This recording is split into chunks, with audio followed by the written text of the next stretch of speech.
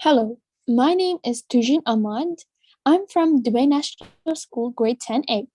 Today I'll be talking about kinetic energy. Let's learn what energy is. Energy is the ability to do work. It can't be destroyed or created. However, it can transform from one form of energy to another. We have many types of energies, but the one we're going to learn today is the kinetic energy. The kinetic energy is the energy of an object due to its motion, and it depends on the mass and speed. The kinetic energy. The formula for the kinetic energy is half multiplied by the m, which is the mass, multiplied by the v squared, which is the speed squared. We have three SI units for the kinetic energy. It is that kg multiplied by m squared slash s squared, or we could say n multiplied by m, or we could simply just say joules, which is the letter G.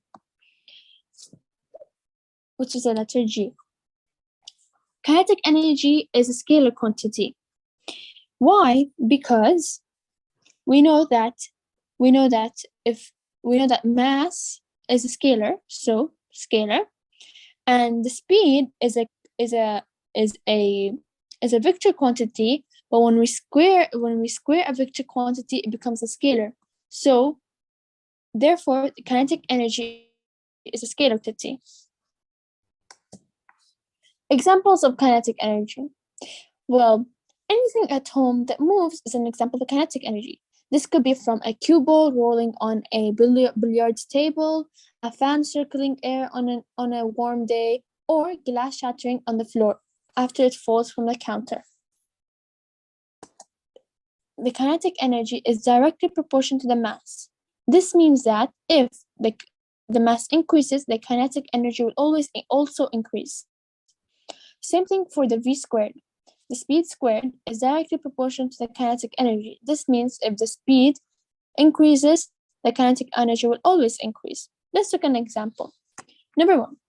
What will happen to the kinetic energy if the mass doubles? We know that the mass is directly proportional to the kinetic energy, so the kinetic energy will also double since it's proportional to the mass. Number 2. What will happen to the kinetic energy if the speed doubles? So we know that the kinetic energy is directly proportional to the v squared. So since the kinetic energy is directly proportional to v squared, the doubled speed is squared, which will be 4v. So the v is squared. With the square, it will be 4. So this means that the kinetic energy will increase by 4, since the speed will also increase by 4. Let's practice. Number 1. Calculate the kinetic energy of a 200 kilogram object that is moving with a speed of 15 meters per second. We know first, what will we do? How will we solve this type of question? Our first step is to write the given and what they're asking for. So they're asking for the kinetic energy. They gave us that 200 kilogram, which is the mass, and the speed, which is the v, 15 meter per second. First, we wrote what's given and what they're asking for. M equals to 200 kilogram, V equals to 15 meter per second, and K, and they're looking for that kinetic energy. Step 2, write down your equation. So we know that kinetic energy equals to half mv squared. Step 3, substitute what's given. So we have the mass, okay, and we have the v. The only thing we need to do is substitute them. Kinetic energy equals to half multiplied by the mass multiplied by the v. So half multiplied by 200 multiplied by 15 squared, which will give us 22,500 joules. Let's practice another question. Number 2. What is the speed of a 3 kilogram bird and has a kinetic energy of 400 joules? As we said, the first step is to write the given and what they need. The given was that the bird has a speed of 3 kilograms, which is the mass, and they give us a kinetic energy. So they're not looking for the kinetic energy. we got the kinetic energy, which is 400 joules. And they're asking for the speed, so they're looking for the V. So we can simply just write down the equation first and then rearrange. We can divide. Here's the V, and they're looking for the V, and we have to take the M, half, and the M to the other side to find the V.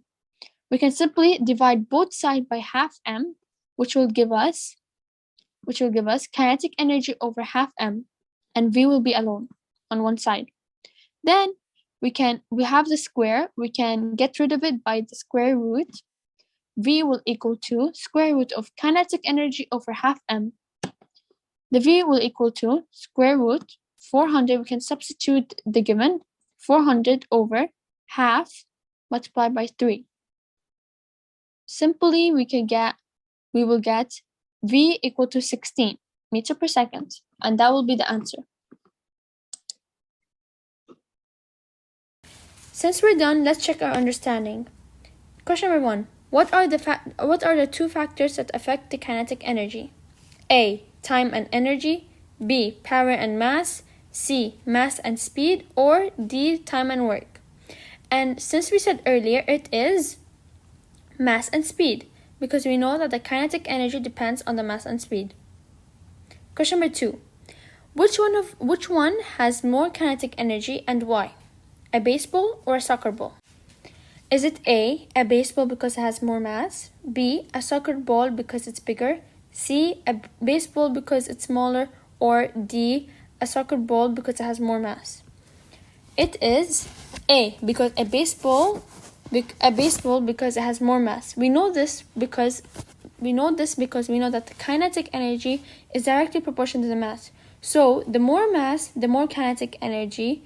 So a baseball has more mass, so this means it has more kinetic energy. Question number 3.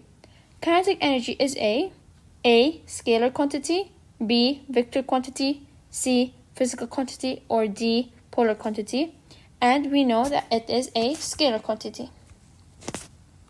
Thank you for listening.